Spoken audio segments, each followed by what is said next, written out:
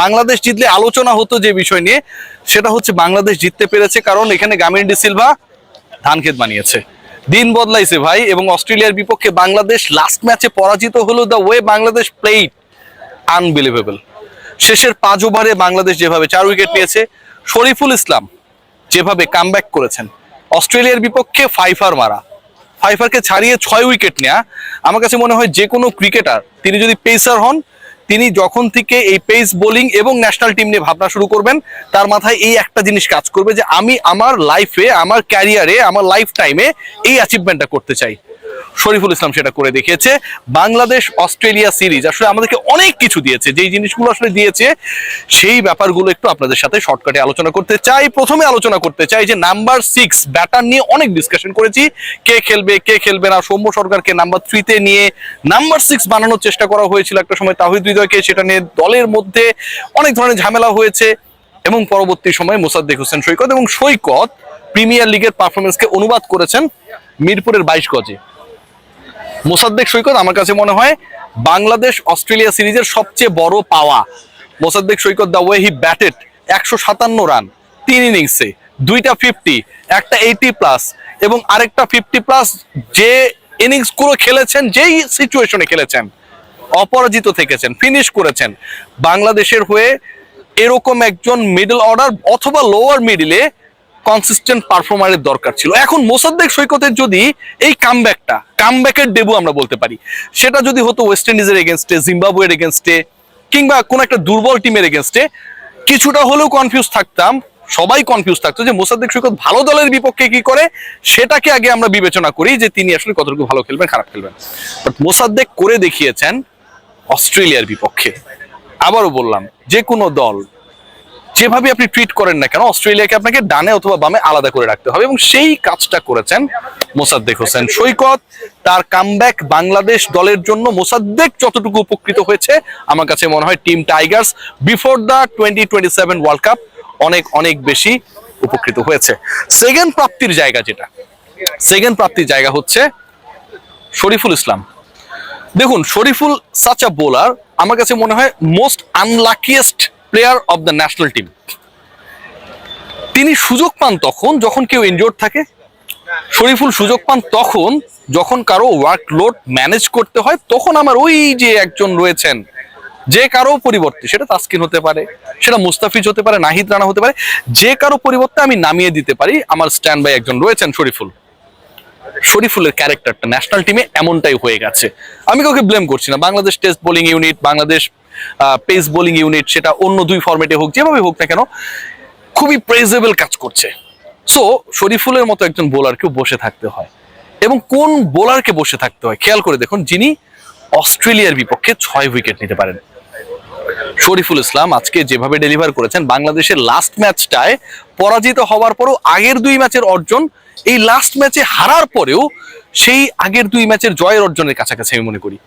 কারণ এই টাইপের ম্যাচে এন্ড অফ দ্য ডে কি হয়, এন্ড অফ দ্য ডে আমরা ভাবি যে বাংলাদেশ হেরে যাবে, ঠিক আছে আমরা হ্যাপি, আগের 2 ম্যাচ তো আমরা জিতেছি, ঠিক এরকম চিন্তা ভাবনা করেই দর্শক, সাংবাদিক, সংগঠক, ক্রিকেটার মাঠ ছাড়ে।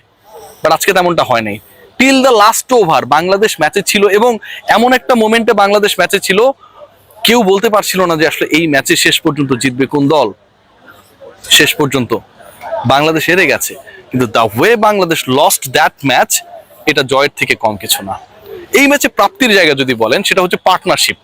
বাংলাদেশের 2-3টা উইকেট চলে যাওয়া মানে ধুমধাম আরো 4-5টা উইকেট চলে যাওয়া। শ্রীলঙ্কার বিপক্ষে বাংলাদেশ যখন ওয়ানডে সিরিজে খেলেছিল, শ্রীলঙ্কায় গিয়ে ঠিক একই রকম কাহিনী হয়েছিল। বাংলাদেশ দে আর অন দ্য রাইট ট্র্যাক, এবং ওই ট্র্যাক থেকে বাংলাদেশ 9 রানের মধ্যে 6 উইকেট হারিয়েছে। আমি কভার করেছি, এখন আমার স্পেসিফিক ভাবে মনে রয়েছে। এই ঘটনাগুলো পুনরাবৃত্তি হয় নাই। এখন আপনি খেলছেন অস্ট্রেলিয়ার বিপক্ষে, সেখানটাতে এরকম ঘটনা ঘটতেই পারে। বাংলাদেশ সেই ঘটনা ঘটতে দেয়নি। শুরুতে উইকেট হারিয়েছে, একদিনও ওপেনিং পার্টনারশিপ ভালোভাবে কাজ করে নাই, বাট বাংলাদেশ হয় সেকেন্ড উইকেটে অথবা থার্ড উইকেটে পার্টনারশিপ গ্রো করেছে। এই যে পার্টনারশিপ গ্রো করা, 2-3টা উইকেট চলে যাওয়া এবং তারপরে আবার কামব্যাক করা, আমার কাছে মনে হয় এটাও একটা বড় অর্জন। প্রতিপক্ষের এগেনস্টে বাংলাদেশ যে 2টা ম্যাচ জিতেছে, একটা রান চেস করেছে, আরেকটায় বাংলাদেশ তার টোটালটাকে ডিফেন্ড করেছে। তার মানে আগে বা পরে যে কোনো সিচুয়েশনে ব্যাট করতে অথবা রান চেস করতে, অথবা তাদের টোটালকে যে স্কোর বোর্ডে যে রানটা পোস্ট করেছে বাংলাদেশ সেটাকে ডিফেন্ড করার ক্ষেত্রে বাংলাদেশ ক্যাপাবল ছিল। এটা কি কম বড় অর্জন? বলতে হবে ভাই মেহেদী হাসান মিরাজের কথা। সেই দিনের সেই ম্যাচটা, ওই ম্যাচেও কিন্তু একটু হারু হারু ভাব ছিল যে বাংলাদেশ শেষ পর্যন্ত হেরে যেতে পারে, আরেকটা উইকেটে পতন হলে কি হতে পারে।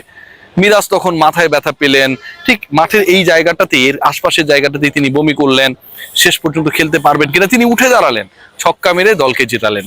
আজকের ম্যাচে খেলতে পারেন নাই, কিন্তু সেদিন যেভাবে খেলেছেন, বাংলাদেশের উইনিং শটটা ছক্কা হিসেবে ক্যাপ্টেন যখন মেরেছেন, সিরিজ জয়ের ক্ষেত্রে তার এই রোলকে ছোট করার কোনো সুযোগ নেই। What about Towhid Hridoy?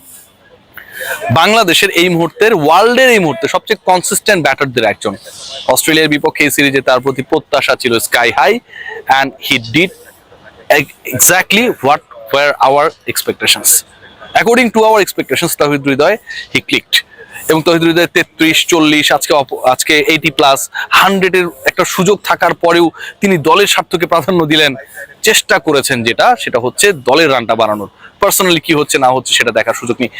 এই তাওহিদ হৃদয়, তিনি তো গাড়ি পাবেন। এবং তাওহিদ হৃদয়কে যিনি জন্ম দিয়েছেন, হৃদয়ের মা গর্ভধারিণী, এই গাড়িতে প্রথম চড়ার, ঘোরার এবং এই গাড়িটা পার্সোনাল করে নেয়ার অধিকারটা আন্টিরই বেশি। হৃদয় সেই কথাটাই জানিয়েছেন, এই গাড়িটা তার মায়ের জন্য। অনেক অনেক দোয়া আন্টির জন্য, হৃদয়ের জন্য, তিনি যেন আরো আরো অনেক বেশি পারফর্ম করতে পারেন।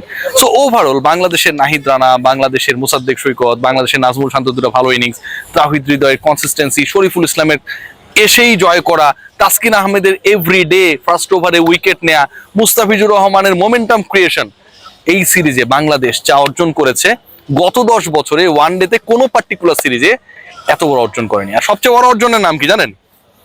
আমার পেছনে ঢাকা উইকেট। অনেকটা উইকেটের ধরনটা হচ্ছে ইংল্যান্ড অস্ট্রেলিয়ার মতোই। অস্ট্রেলিয়ানরা এখানটা এসে বলেছেন যে বাংলাদেশে এরকম উইকেট আমরা এক্সপেক্ট করি নাই, সাবকন্টিনেন্টে এরকম ডিফারেন্ট উইকেট আমরা এক্সপেক্ট করি নাই। বাংলাদেশ দেখিয়েছে যে প্রতিপক্ষকেই তাদের স্ট্রেংথ নিয়ে হারানো সম্ভব। এই এফোর্টটা যখন আমাদের পঞ্চপাণ্ডব ছিল তখনও টিম টাইগার্স দেন নাই। এখন এটা নিয়ে অনেক আলোচনা হতে পারে, ক্রিকেটাররা চায় নাই, ম্যানেজমেন্ট চায় নাই, গামিনী পারে নাই, different discussion. But Bangladesh sporting উইকেটে অস্ট্রেলিয়াকে হারিয়েছে।